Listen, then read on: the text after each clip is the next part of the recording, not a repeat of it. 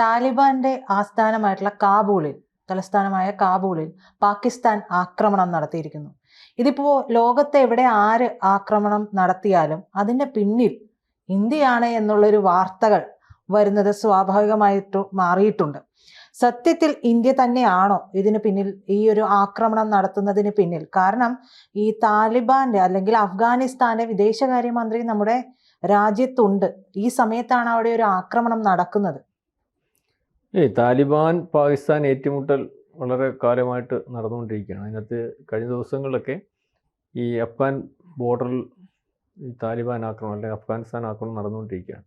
അപ്പോൾ ഇതിനകത്ത് തെഹരീക്കെ താലിബാൻ എന്ന് പറയുന്നതിനെ ഒതുക്കുന്നതിന് വേണ്ടി കഴിഞ്ഞ ദിവസം പാകിസ്ഥാൻ അവിടെ വ്യോമാക്രമണം നടത്തിയത് ഓർമ്മയുണ്ടല്ലോ. അപ്പം ഇപ്പം നടക്കുന്ന വ്യോമാക്രമണത്തിന് മുമ്പ് കഴിഞ്ഞ ദിവസങ്ങളിൽ അവിടെ വളരെ വലിയൊരു ഓപ്പറേഷൻ തെഹരീക്കെ താലിബാൻ നടത്തിയിരുന്നു. അതായത് 2 മേജർ അടക്കം ഈ പറയുന്നത് പാകിസ്ഥാനിലെ ഉന്നത പട്ടാളക്കാർ ഏതാണ്ട് 10ഓളം പേരെ ഈ തെഹരീക്കെ താലിബാൻ വധിച്ചു. അപ്പം ഈ കഴിഞ്ഞ 90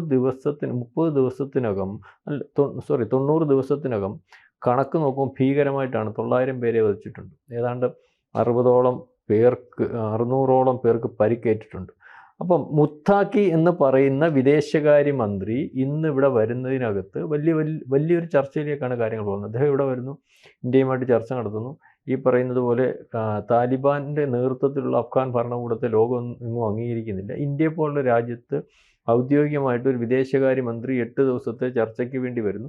ആ വിദേശകാര്യമന്ത്രിയുമായിട്ട് ചർച്ച നടത്താൻ പോകുന്ന ജയശങ്കർ ഉൾപ്പെടെയുള്ളതാണ്. എന്നിട്ട് ഏറ്റവും പ്രധാനപ്പെട്ട ഒരു ചർച്ച എന്ന് പറയുന്നത് അജിത് ഡോവലുമായിട്ട് ചർച്ച നടത്തുന്നു. ഇപ്പോൾ പ്രജിത പറഞ്ഞ ഒരു കാര്യം, ഈ പറയുന്ന പാകിസ്ഥാൻ പറഞ്ഞ ജാഫർ എക്സ്പ്രസ് കൊണ്ടുപോയത് നമ്മളാണ്, സ്ഫോടനം നടത്തുന്നത് നമ്മളാണ്, കിഡ്നാപ്പ് ചെയ്യുന്നത് നമ്മളാണ്, തെഹരീക്കെ താലിബാനെ കൊണ്ട് അടിപ്പിക്കുന്നത് നമ്മളാണ്, ബലൂചിസ്ഥാനിലെ വിഷയത്തിൽ അകത്ത് നമ്മളാണ്, പാകിസ്ഥാനിൽ എന്ത് പൂച്ച പ്രസവിച്ചാലും അതിൻ്റെ കാരണക്കാരൻ ഇപ്പം ഇന്ത്യയായിട്ട് വരുന്നു. പക്ഷേ ഇവർക്ക് തെളിവുകളൊന്നും കൊടുക്കാനുള്ള സാധ്യതയില്ല. അപ്പം ഇതിനകത്ത് അജിത് ഡോവൽ ആണ് ഇതിൻ്റെ പിറകിൽ എന്ന് പറയുമ്പോൾ തന്നെ, അല്ലെങ്കിൽ 2014 ശേഷം അജിത് ഡോവൽ ഡൽഹിയിൽ ഒരു വലിയൊരു ഈ പറയുന്ന നമ്മുടെ ആഭ്യന്തര സുരക്ഷയുമായിട്ട് ബന്ധപ്പെട്ട് ഒരു സർവകലാശാലയിൽ നടത്തിയ ക്ലാസ്സിനകത്ത് പറഞ്ഞു, നമ്മളുടെ അകത്ത് പ്രശ്നങ്ങൾ ഉണ്ടാക്കാൻ പോകുന്ന പാകിസ്ഥാൻ ഇന്നു മുതൽ പല കഷ്ണങ്ങളാകാൻ പോവുകയാണെന്ന് പറഞ്ഞു. അതിനുശേഷം ഈ പറയുന്ന ശരിയോ തെറ്റോ അതുവരെ ചത്ത് കിടന്നിട്ട് ബലൂചിസ്ഥാൻ കയറി ശക്തി പ്രാപിക്കുന്നു, മസിലുണ്ടാകുന്നു, ആയുധങ്ങളുണ്ടാകുന്നു, ആരെ ആക്രമിക്കാനുള്ള കരുത്തുണ്ടാകുന്നു.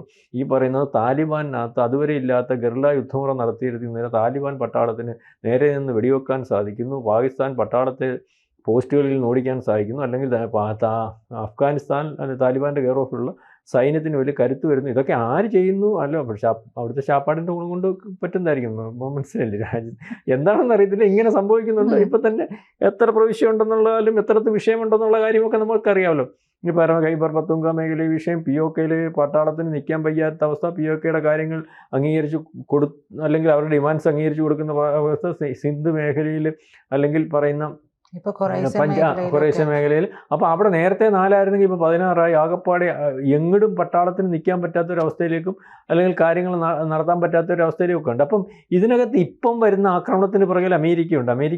അമേരിക്കയ്ക്ക് ഈ ഖൈബർ പത്തൂൺ മേഖല അല്ലെ POKയുടെ ചേർന്ന് നിൽക്കുന്ന ബോർഡറിൽ അല്ലെങ്കിൽ അഫ്ഗാൻ്റെ ഈ പറയുന്ന ഒരു പോർട്ടുണ്ടല്ലോ, അഫ്ഗാൻ ഇപ്പം ഈ ബഗ്രാം പോർട്ടിനകത്ത് ലക്ഷ്യം വെച്ചിട്ടുണ്ട്. അപ്പം ഇതൊക്കെ കൈക്കലാക്കുന്നതിന് വേണ്ടി അല്ലെങ്കിൽ ബലൂചിസ്ഥാൻ മേഖലയിലെ റെയർ മെറ്റീരിയൽസിൽ കണ്ണുവെച്ചിട്ട് അല്ലെങ്കിൽ അവിടെ ഖനനം നടത്തുന്നതിനും അല്ലെങ്കിൽ അവിടുന്ന് ഇപ്പോൾ പെട്രോളും ഡീസലും ഒക്കെ കണ്ടെത്തുന്നു പറഞ്ഞിട്ട് വരികയും ഇവിടുന്ന് റെയർ മെറ്റീരിയൽസിൻ്റെ പെട്ടിയുമായിട്ട് മുനീറും പ്രധാനമന്ത്രിയും കൂടെ വെച്ച് തുറന്നു കാണിക്കുകയൊക്കെ ചെയ്തതിന് ശേഷമാണ് അവിടുന്ന് വിമാനം കൊടുക്കുന്നു, മിസൈൽ കൊടുക്കുന്നു, സഹായം കൊടുക്കുന്നു. അതിനുശേഷമാണ് അവിടെ ഈ മേഖലയിൽ POKയിൽ നിന്ന് ഇവരെ നിയന്ത്രിക്കുന്ന ഭീകരവാദികൾ ഈ പറയുന്ന ഖൈബർ പത്തൂൺ മേഖലയിലും അഫ്ഗാൻ ബോർഡറിലേക്കും മാറ്റുന്നു. എന്ന് വെച്ചാൽ ആ മേഖല നിയന്ത്രിച്ചുകൊണ്ടിരിക്കുന്ന തെഹരീക്കെ താലിബാനും അല്ലെങ്കിൽ അവിടുത്തെ വിമോചന പോരാളികളെയും ഒതുക്കിയതിന് ശേഷം അതിൻ്റെ പട്ടാളത്തിൻ്റെ സഹായത്തോടു കൂടി ഒതുക്കുന്നു. അവിടെ പാകിസ്ഥാൻ്റെ ഭാഗമായിട്ടിരിക്കുന്ന ഭീകരന്മാരെ ഒതുക്കിയിട്ട് ആ പ്രദേശം കൈക്കലാക്കാൻ ശ്രമിക്കുന്നു. അതായത് അമേരിക്കയുടെ താല്പര്യത്തിന് ഉതകുന്ന രീതിയിലേക്ക് ആ പ്രദേശത്തിപ്പം തെഹരീക്കെ താലിബാൻ്റെ നേതൃത്വത്തിലാണ് ഭൂരിപക്ഷം വരുന്ന ജനവും. അല്ലെങ്കിൽ ബലൂചിസ്ഥാനിൽ നിൽക്കുന്ന ജനവും അല്ലെങ്കിൽ അവിടുത്തെ വിമോചന പോരാളികളും അവരുടെ കയ്യിലാണ്. ഇവർ തമ്മിൽ ടൈപ്പാണ്. അപ്പോൾ ഈ വിഘടനവാദ ശക്തി പാകിസ്ഥാനകത്തെ നമ്മൾ വിളിക്കുന്ന വിമോചന പോരാളികളും അവർ പറയുന്ന വിഘടനവാദി ശക്തികളെ ഒതുക്കുന്നതിന് വേണ്ടി അമേരിക്കൻ സഹായത്തോടു കൂടി പട്ടാളവും ഈ പാകിസ്ഥാൻ്റെ ഭാഗമായിട്ടിരിക്കുന്ന തീവ്രവാദികളും കൂടെ പൊരുതുന്നു. അപ്പോൾ ആ സമയത്താണ്, ഇപ്പോൾ വിഷയം നടക്കുന്ന സമയത്താണ്, അല്ലെങ്കിൽ ഇത്തരത്തിൽ അമേരിക്കയുടെ ഇടപെടലുള്ള സമയത്താണ് ഈ പറയുന്ന വിദേശകാര്യമന്ത്രി ഇവിടെ വരുന്നത്. ഈ പറയുന്ന വിദേശകാരി ഇവിടെ വരുമ്പോൾ തന്നെ തെഹരീക്കെ താലിബാനെ ഒതുക്കുന്നതിന് വേണ്ടി കാബൂളിൽ വ്യോമാക്രമണം നടത്തി എന്നുള്ള വാർത്തയാണ് ഇപ്പോൾ വന്നുകൊണ്ടിരിക്കുന്നത്. അതിൻ്റെ തലേന്ന് പാകിസ്ഥാൻ ഈ പറയുന്ന വളരെ കാലം കൊണ്ട് ചെയ്തുകൊണ്ടിരിക്കുന്നത് പോലെ പാകിസ്ഥാൻ പട്ടാളത്തെ ആക്രമിച്ചു കൊല്ലുകയും, ഞാൻ ഈ പറഞ്ഞതുപോലെ കണക്കനുസരിച്ചാണെങ്കിൽ 900 പേര്, അതിനാണ്ട് 600 പേരോളം പേർക്ക് ഈ പറയുന്ന രീതിയിൽ കൊണ്ടുകൊണ്ടിരിക്കും. അപ്പം ഇതൊരു വലിയ നീക്കമാണ്. നീക്കം ഒരു പക്ഷേ നമ്മൾക്കെതിരെ അല്ലെങ്കിൽ പാകിസ്ഥാൻ നിൽക്കുമ്പോൾ പാകിസ്ഥാൻ്റെ ബോർഡറിനകത്ത് നമ്മൾക്കെതിരെ പ്രയോഗിക്കാൻ വെച്ചിരുന്ന, അല്ലെങ്കിൽ അമേരിക്ക അവിടുന്ന് താലിബാൻ്റെ ഭരണം, അല്ലെങ്കിൽ അമേരിക്ക 10-20 കൊല്ലം അവരുടെ കയ്യിലാക്കിയിരുന്നല്ലോ. അവർ നിവർത്തിയോട് താലിബാൻ്റെ ശല്യം കൊണ്ട് വിട്ടുപോകുന്നു. അതിനുശേഷം താലിബാൻ വീണ്ടും അധികാരത്തിൽ വരുന്നു. താലിബാൻ അധികാരത്തിൽ വരുമ്പോൾ നമ്മളെ ആക്രമിക്കുന്നതിന് വേണ്ടി താലിബാനെ കൂട്ടുപിടിക്കാമെന്ന് പാകിസ്ഥാൻ വിചാരിക്കും. നമ്മളുടെ ഇടപെടൽ കൊണ്ടും, അല്ലെങ്കിൽ ഒരുപക്ഷെ വളരെ ദീർഘമായിട്ട് 2ാം ലോകമഹായുദ്ധ സമയത്ത് തൊട്ട് ഈ പറയുന്ന അഫ്ഗാനുമായിട്ടുള്ളൊരു വലിയ ദീർഘമായ ബന്ധമുണ്ട്. ആ ബന്ധത്തിനകത്ത് നമുക്ക് ഓർമ്മയുണ്ടാവുമല്ലോ, ഈ പറയുന്ന അന്ന് ഈ താലിബാൻ ഭരണം പിടിക്കുന്ന സമയത്ത് 600ഓളം ഇവിടുത്തെ വിദ്യാർത്ഥികൾ അവിടെ ഉണ്ടായിരുന്നു. എല്ലാവരും പറഞ്ഞു താലിബാനല്ലേ, എങ്ങനെ ഇടപെടാൻ പറ്റും? വളരെ വിദഗ്ധമായിട്ട് ഇന്ത്യ അവിടെ കയറി ഇടപെട്ടിട്ട് പോകുന്നു. അതിനെന്താ താലിബാൻ്റെ അല്ലെങ്കിൽ ഈ പറയുന്ന താലിബാൻ്റെ സഹായം നമുക്കുണ്ടായിരുന്നു അഫ്ഗാനിസ്ഥാൻ. അപ്പോൾ അവർക്ക് നമ്മളോട് താല്പര്യം. അത് കഴിഞ്ഞിട്ട് അവിടെ ഗുരുദ്വാരകൾക്കും അല്ലെങ്കിൽ അമ്പലങ്ങൾക്കും ഒക്കെ കാവൽ നിൽക്കുന്നതായിട്ടുള്ള ഒരു ഭയങ്കര വൈറലായിട്ടൊരു ഫോട്ടോ വന്നില്ല. അല്ലെങ്കിൽ ഗുരുദ്വാരകൾ തകർക്കുന്നു, അല്ലെങ്കിൽ താലിബാൻ ഈ പറയുന്നത് പോലെ ഹിന്ദു അമ്പലങ്ങൾ തകർക്കുന്നു. അപ്പോൾ അവർ പറഞ്ഞു ഞങ്ങളല്ല തകർക്കുന്നത്, ഞങ്ങൾ കാവൽ നിൽക്കാൻ പോവുക.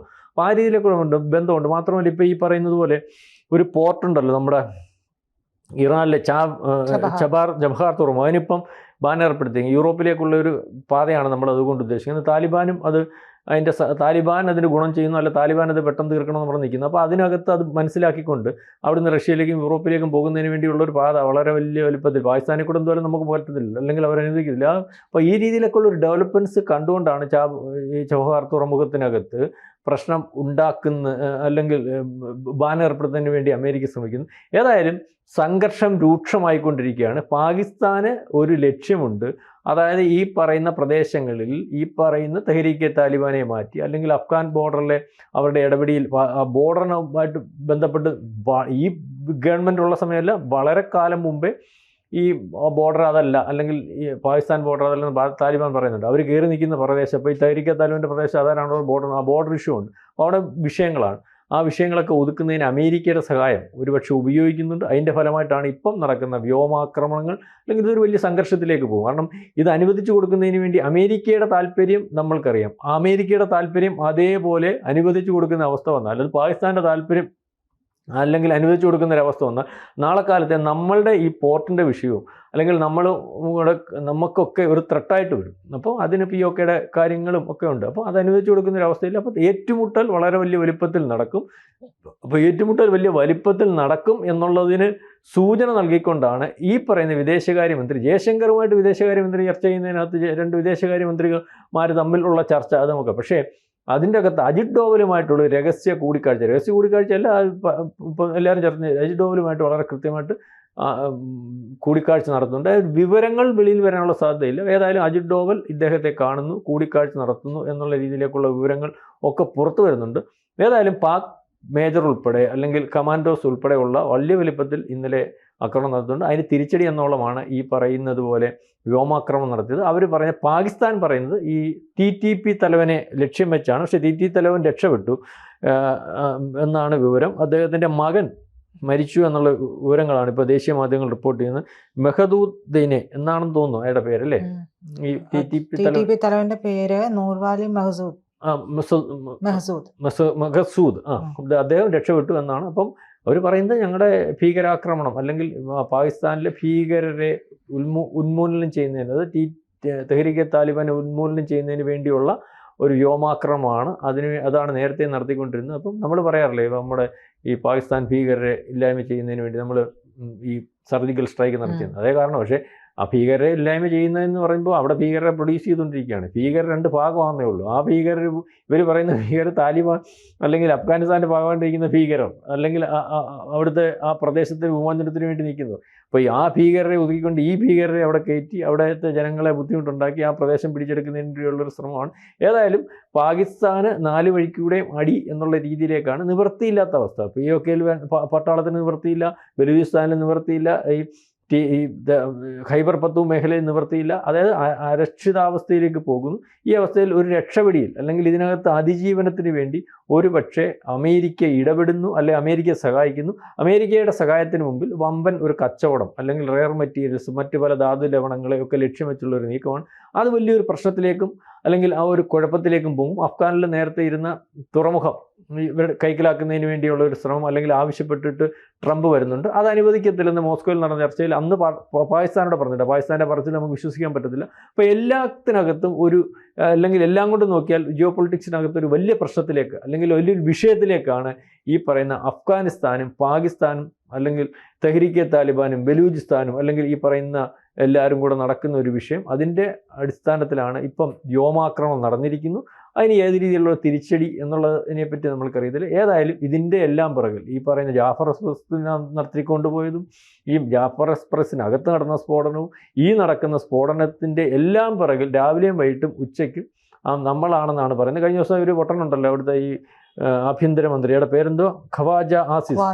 ഖവാജ അയാൾ പറഞ്ഞത് കേട്ടില്ലായിരുന്നു.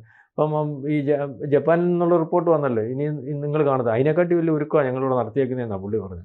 അതിനെക്കാട്ടി വലിയ ഒരുക്കമെന്ന് പറഞ്ഞാൽ നമ്മൾ ഈ സിന്ധൂരിന് ശേഷമുള്ള വിശകലനത്തിനകത്ത് ഈ പാകിസ്ഥാനിലെ പട്ടാളത്തെ പറ്റി ഒരു വിശകലനമൊക്കെ ദേശീയ മാധ്യമങ്ങളിൽ ചർച്ച ചെയ്തത്. പാകിസ്ഥാനിലെ പട്ടാളത്തിനകത്ത് അതിനെക്കാട്ടി വലിയ ഒരുക്കം എന്ന് പറഞ്ഞിട്ട് ഞാൻ പറഞ്ഞത്, ഇന്ത്യക്കെക്കാട്ടി വലിയ ഒരുക്കത്തിലാണ് ഞങ്ങൾ ഇവിടെ എല്ലാം സെറ്റ് ചെയ്ത് വെച്ചേക്കുന്നത്. തീർത്ത് കളയും വിമാനങ്ങൾ, അതായത് നമ്മുടെ വിമാനങ്ങൾ പാകിസ്ഥാൻ തകർക്കുന്നത് കൊണ്ട് നമ്മുടെ ഇന്ത്യ മഹാരാജ്യം നിറയും എന്നൊക്കെയാണ് പുള്ളി പറഞ്ഞിരിക്കുന്നത്.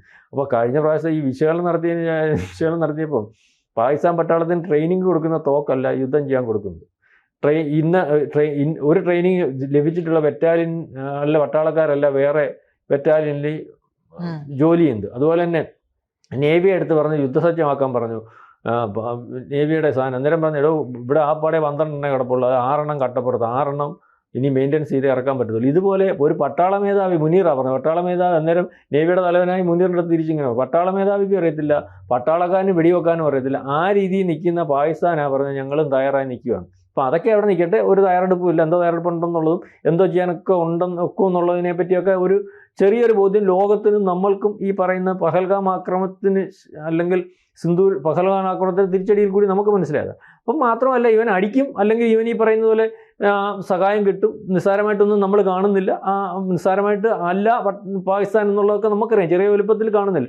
പക്ഷേ ഇപ്പം ഈ ഒരടി, ഇതിൻ്റെ എല്ലാം പേര് നമ്മൾ കാണും, നമുക്കും അറിയത്തില്ല. നമുക്ക് ഒരു കാര്യം ഇപ്പം നമ്മൾ അതിൻ്റെ പുറകിൽ നമുക്ക് പറയാൻ പറ്റും, നമുക്ക് തെളിവൊന്നുമില്ല, നമ്മളും കേൾക്കുന്നു. ഏതായാലും പണ്ടത്തേയിൽ നിന്ന് വ്യത്യസ്തമായിട്ട് ഈ പറയുന്ന അഫ്ഗാനിസ്ഥാനും ഈ പറയുന്ന TTP തെഹ്രീക്കെ താലിബാനും അല്ലെങ്കിൽ ബലൂചിസ്ഥാൻ പോരാളികൾക്കും ഒരു ശക്തി വന്നിട്ടുണ്ട്, ഒരു ബുദ്ധിയൊക്കെ വന്നിട്ടുണ്ട്, വലിയൊരു സൈനിക നീക്കം നടക്കുന്നുണ്ട്.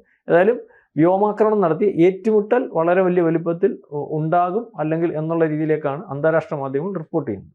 കൂടുതൽ വാർത്തകളും വിശേഷങ്ങളും നിങ്ങളിലേക്ക് എത്താൻ ABC മലയാളം സബ്സ്ക്രൈബ് ചെയ്യുക, ബെൽ ബട്ടണും അമർത്തുക.